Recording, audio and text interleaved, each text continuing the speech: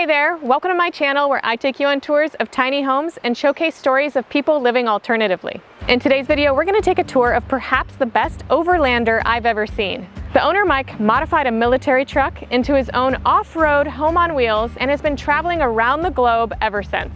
The inside is not what you'd expect. It's surprisingly spacious, modern, and carefully decorated.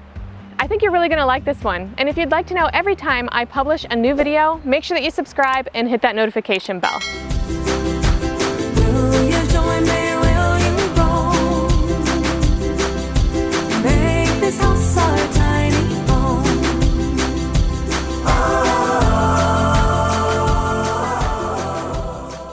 Hi, my name is Mike. I'm with Drive the Globe, and this is my tiny home on wheels.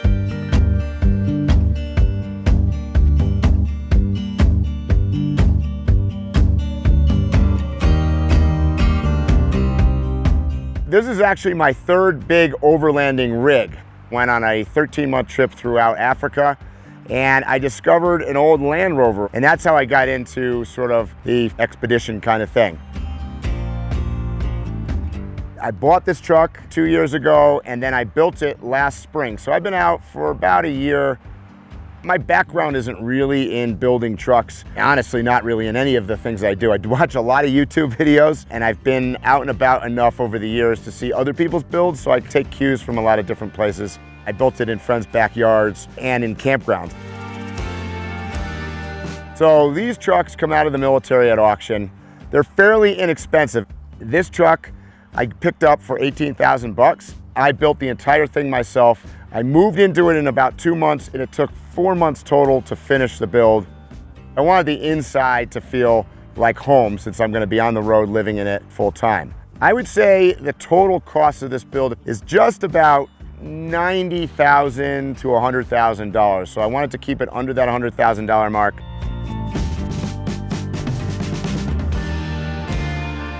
One of the things that I do while being nomadic on the road is that I've been an instructor for Overland Expo for 9 years. I enjoy teaching other people about places that I've gone, off-road recovery techniques, border crossings, visa issues, and things like that. What I love about this whole sort of being on the road thing, it's a merging of overlanding with van life and RVers, and it's just people with the same goals in mind to just get out there and explore.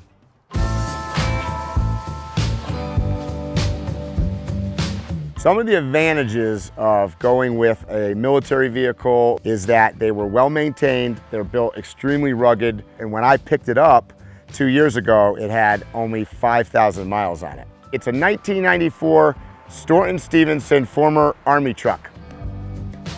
I did very little changes to the actual military vehicle. Anything that you modify tends to create further problems in the future. So what I did do is we have a cage added for the cab to mount mostly my cycling gear on the roof. I changed out all of the military lighting to LED, so every light was replaced on the exterior of the truck. Coming back this way a little bit, I did put underbody boxes underneath the vehicle for storage for camping. You can see the tires are big. These are 48-inch tires. And you can see one of the features that the military trucks come with is a central tire inflation system. So it's push button controlled from the cab. And basically when you go off road, you hit the button for sand, for mud, and then it automatically inflates and deflates as you drive. So that's a nice feature that happens to come with these trucks. And you can see up here, this is where the spare tire is located. People ask, it's 400 pounds per tire, and I'm certainly not gonna lift it up and down. But you can see right in here, this is all hydraulically controlled, so it has a boom that lowers the tire and raises the tire. These pods right here are max air vent fans for the bathroom and for the shower and for my hot water, instant hot water heater inside. And then you can see I built it kind of like an RV. So I have water fill here. And then right here I've got 30 amp shore power hookup. These are the fills for the transmission, for engine oil and all that. And then the dipsticks are even allocated. And this is kind of interesting because look at this dipstick.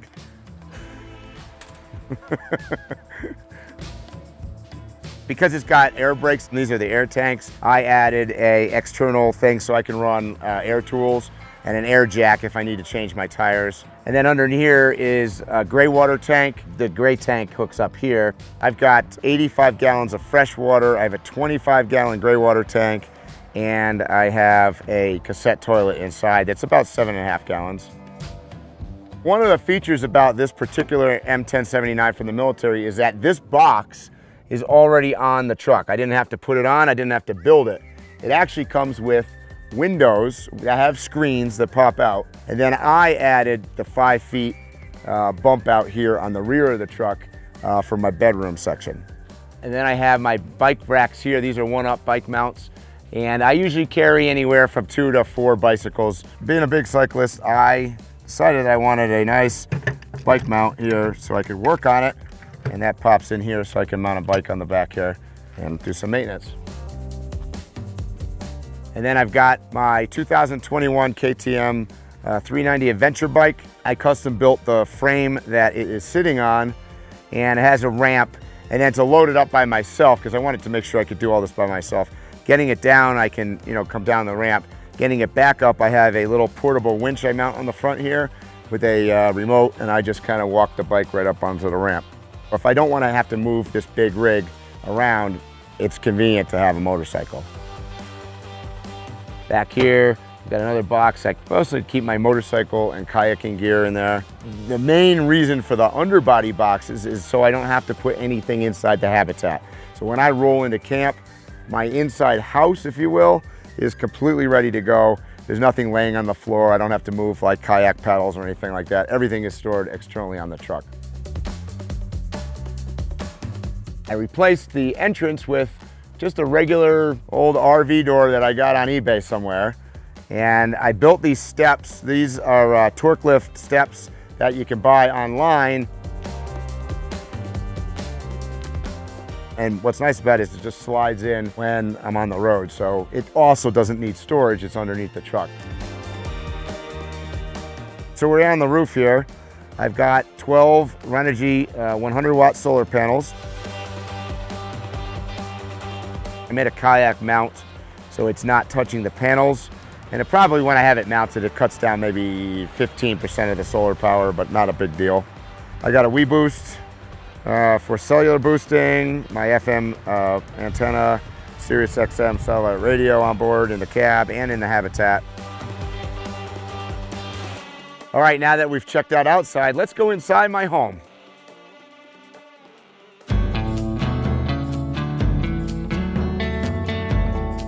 So inside my home here, my 4 main goals for this build were to have a kitchen, a place to work, a bed that I didn't need to fold out, and a full-size shower like you have in your home. We're gonna start here in the kitchen. This is what I did not have in my last build. I have a burner top here, kind of an oven that, believe it or not, you can actually bake in. It works pretty good, especially frozen pizza. The cabinets, as you're looking at this, is all IKEA. And a couple people gave me some, negative feedback. They're not gonna hold up, and I can tell you over the past year, I've been bouncing around. The cabinets are holding up just fine. I magnetize these, so that the magnets are super strong. But on top of that, I put, bungee cords here just as extra security so stuff's not smacking into it when I'm bouncing around off-road. And then you can see, this is all my plates and silverware. This is a double sink, ceramic sink. I love it because doing dishes is so much easier when you have actually some space to put water and things in. This is the Akuva, the UV light water filtration system. You can see when you turn it on, it turns blue under there. This, I have a Dometic 2-zone fridge freezer that slides out from under. I had to kind of custom fabricate this whole thing so it could fit underneath the plumbing. But you can see that's the freezer and fridge, so a lot of space for food. No drinks in here because I have a whole nother refrigerator inside the cab. These are Velcroed. I actually Velcroed this and Velcroed that. This is the espresso machine is screwed down. Toaster doesn't move. So there's very few things. There's a couple things like the pods and whatever I just stick inside the sink when I move. But really I can set the whole inside up here in 3 minutes after rolling into camp.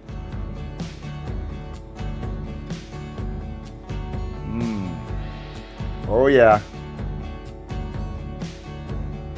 Normally, you would install what they call split unit air conditioning in these. They run for about 4,000 bucks if you find a DC unit. This is a regular window air conditioner for a house that you can get at Lowe's. So it's $175. I can break this thing an awful lot and replace it and still spend less money than a split unit. It works great. It's only 135 square feet inside here, and I can run it for about 8 hours on my battery life, and it's running through an inverter, so you figure your loss is probably 25–30%. Below that is my charge controller, brings in all the energy from the solar panels. Around the corner here, I've got onboard sound system. So these are some of the upgrades that I made that I didn't have in my last build. And the ceiling, which is faux tin vinyl, I used in prior builds, so I kind of knew what I wanted to do. In fact, everything in here is really plastic-based or non-wood. It's because I change environments a lot. I didn't want a bunch of shrinking and contracting and warping and whatnot. So I tried to use every square inch, and a lot of people put dinettes in their setups, and I kind of spend 98% of my time outside, so I didn't really want to do that, which gave me ability to have like I call it my kitchen table. It folds up. I rarely use this unless there's a couple of us sitting here and it's inclement weather or something outside. You can see I don't have a whole lot of places to sit, but everything has storage inside. So I got these little stools underneath, and then all my little drawers in here, pull out, and you got all sorts of stuff that I can store in there. So kind of using every little space.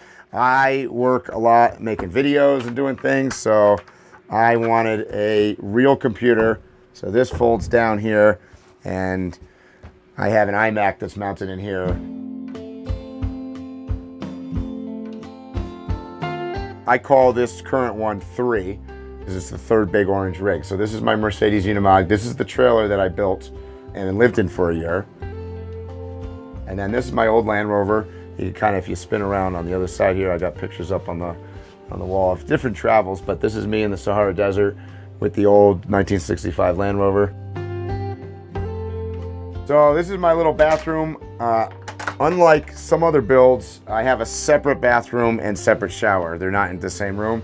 So in here I have my cassette toilet, and I have my vanity and sink.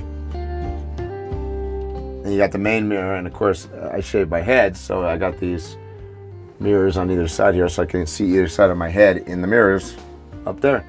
Coming down this section is heading towards my bedroom, where I have a wardrobe on one side and a full-size house shower with a glass door and sort of a rain head shower. That was one of my big priorities, was to have a nice shower on board. I use about a gallon and a half per minute water flow out of this, and with an 85-gallon freshwater tank, I've got plenty of water on board. This comes across here and hooks into here, and then I have hanging here for clothes drying or whatever.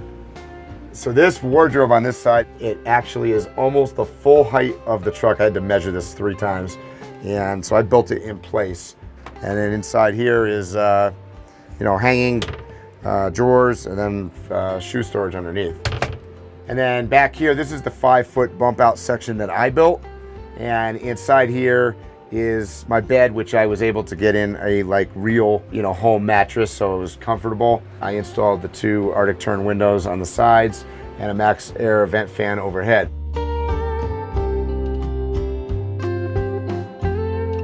All right, now we are in the cab of the truck, which is, for me, one of the most panoramic views you get with a cab forward design.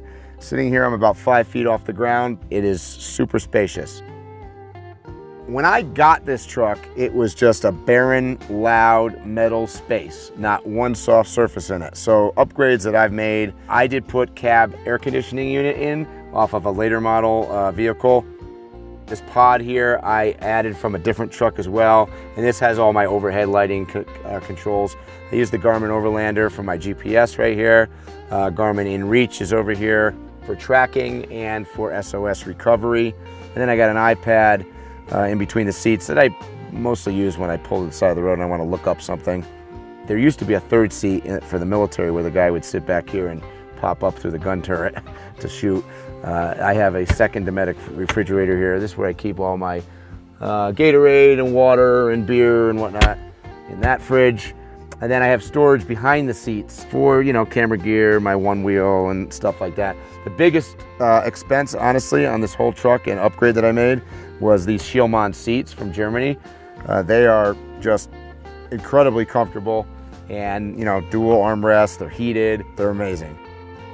I did all the paneling, this fabric on the doors, and I insulated, super insulated underneath the seats, both for heat and for sound. So I can drive around along the road, you know, comfortably listening to the radio in a truck that before it was like, oh, you just need to wear a headset so you wouldn't go deaf. You know, it's got push button start.